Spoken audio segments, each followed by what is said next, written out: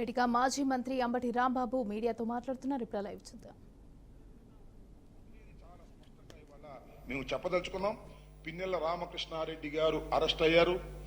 చట్ట ప్రకారంగా దానికి కావాల్సినటువంటి అన్ని విషయాలను కూడా మేము జాగ్రత్తగా తీసుకుని ముందుకు వెళతామనేది కూడా ఈ సందర్భంగా మనం వచ్చాం. అంతకు ముందు కూడా పిన్నెల రామకృష్ణారెడ్డి గారి భార్య మీద దాడి చేశారు. వరుసనే దాడులు చేసి ఏదో ఒక విధంగా భయకంపితులను చేయాలనేటువంటి దురుద్దేశంతో ఈ కార్యక్రమాలన్నీ చేస్తున్నాం. ఇలాంటి తప్పుడు కేసులు పెట్టడాన్ని మేము తీవ్రంగా ఖండిస్తున్నామని కూడా ఈ సందర్భంగా మనవి చేస్తున్నాను. ఈ 307 కేసులు పెట్టి వేధించాలని ప్రయత్నం చేసేటటువంటి ఈ వ్యక్తుల్ని ఏదైతే తెలుగుదేశం శక్తులు ఉన్నాయో వాటన్నిటినీ కూడా ప్రజలు గమనించాలని మనవి చేస్తున్నాం. వీటన్నిటి నుంచి కూడా రామకృష్ణారెడ్డి గారు బయటకు వస్తారు. ధర్మంగా జరుగుతున్నటువంటి కార్యక్రమాన్ని కూడా మాది ఈ సందర్భంగా నేను చెప్పదలుచుకున్నాను. ఇంకా రెండో అంశానికి వచ్చినప్పుడు ఇందాక మిత్రులు కూడా చెప్పారు. మొన్న కూడా మా మాజీ మంత్రివర్యులు నాని గారు చాలా వివరించి చెప్పారు. మేము 10 సంవత్సరాల క్రితం ఈ రాష్ట్రంలో ప్రారంభమైనటువంటి 10-12 సంవత్సరాల క్రితం ప్రారంభమైనటువంటి రాజకీయ పార్టీ, చాలా బలమైనటువంటి రాజకీయ పార్టీ. 67 సీట్లు మొదటిసారిగా గెలుచుకున్నాం. తరువాత 151 సీట్లు గెలుచుకున్నాం. మొన్న కేవలం 11 సీట్లకే పరిమితమయ్యాం. కానీ 40% ఓట్ షేర్ ఉన్నటువంటి రాజకీయ పార్టీ, 60% మాకు వ్యతిరేకంగా ఉంది. అక్కడ ముగ్గురు గెలిస్తే 60% అయింది. మేము ఒక్కళ్ళమే 40% ఉన్నాం. సీట్లు 11 ఉండవచ్చు. చాలా బలమైనటువంటి రాజకీయ పార్టీగా ఏర్పడినటువంటిది జగన్మోహన్ రెడ్డి గారి నాయకత్వంలో ఉన్నటువంటి వైఎస్ఆర్ కాంగ్రెస్ పార్టీ అనేది దయచేసి మర్చిపోవద్దని మనం చేస్తున్నాం.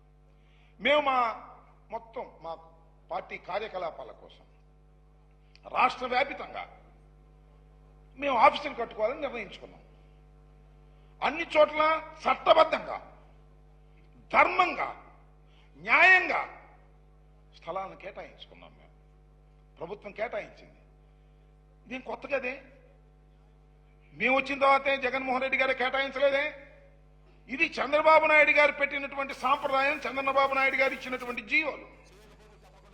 ఆ జీవోల ప్రకారం, ఆ జీవోలన్నీ కూడా నిన్న నాని గారు చాలా వివరంగా వివరించారు. చంద్రబాబు నాయుడు గారే ఆయన జీవోలు తీసుకొచ్చి ఈ రాష్ట్రంలో అనేక చోట్ల, ఈవెన్ ఎన్టీఆర్ ట్రస్ట్ పేరుతో ఉన్నటువంటి తెలంగాణలో ఉన్నటువంటి బిల్డింగ్ కూడా, ఇవాళ ఇక్కడ తాడేపల్లిలో ఉన్నటువంటి బిల్డింగ్ కూడా, లేదా ఏలూరులోనూ మరొక చోట రాష్ట్ర వ్యాప్తంగా తెలుగుదేశం పార్టీ ఆఫీసులన్నీ కూడా ఇలా మీరు కేటాయించుకుని కట్టుకున్నవే. వాటి మీద మేము ఎప్పుడన్నా పడగొట్టడానికి ప్రయత్నం చేశామా? చేయలేదే. మీరు అధికారంలోకి వచ్చారు. మాకు నిర్మాణంలో ఉన్నాయి. మాది కొత్త పార్టీ కదా. మీరంటే 14 సంవత్సరాలు ముఖ్యమంత్రిగా చేశారు. ఎన్టీ రామారావు గారు ఇప్పుడు ప్రారంభించినటువంటి పార్టీ, రాజశేఖర రెడ్డి గారు మరణించిన తర్వాత మేము ప్రారంభించుకున్నటువంటి రాజకీయ పార్టీ దినదిన ప్రవర్ధమానంగా పెరుగుతూ ఉంది. ఒకసారి అధికారం ఉండొచ్చు, ఒకసారి అధికారం పోవచ్చు. ఇప్పుడు ఏదైనా జరగవచ్చు. That is a different matter. But బలమైనటువంటి ఒక రాజకీయ శక్తి ఈ రాష్ట్రంలో వైఎస్ఆర్ కాంగ్రెస్ పార్టీ. ఇది కాదని నేను సత్యం, నేను మనవి చేస్తున్నాను. దానికి మేము పార్టీ కార్యకలాపాల కోసం మీరు ఇష్యూ చేసినటువంటి జీవో ప్రకారం, చంద్రబాబు నాయుడు గారు క్రియేట్ చేసినటువంటి జీవో ప్రకారం, చంద్రబాబు నాయుడు గారి ప్రభుత్వం క్రియేట్ చేసినటువంటి జీవో ప్రకారం వాళ్ళు కేటాయించుకున్నారు. ఏ జీవో ప్రకారం అయితేనే ఆ జీవో ప్రకారమే మేము గవర్నమెంట్ భూముల్ని కేటాయించుకొని మేము నిర్మాణాలు చేస్తుంటే ఏం చేస్తున్నారు మీరు? ఇవాళ తాడేపల్లిలో ఉన్న మా బిల్డింగ్ని పాల్గొట్టేశారు. టకటకటక నిమిషాల మీద పాల్గొట్టేశారు. ప్రమాణ స్వీకారం చేశారు, మా ఆఫీస్ పాల్గొట్టేశారు. అదేమంటే జగన్మోహన్ రెడ్డి గారు విధ్వంసకారుడు, జగన్మోహన్ రెడ్డి గారు ప్రజావేదికను కూల్చేశాడు ముఖ్యమంత్రి అవ్వంగానే అని మాట్లాడి నోరులేనేవి. అది ప్రజావేదిక, అది ప్రభుత్వాన్ని. జగన్మోహన్ రెడ్డి గారు ప్రభుత్వానికి వచ్చిందో తొలగించాడు, ప్రభుత్వ ఆస్తిని తొలగించాడు.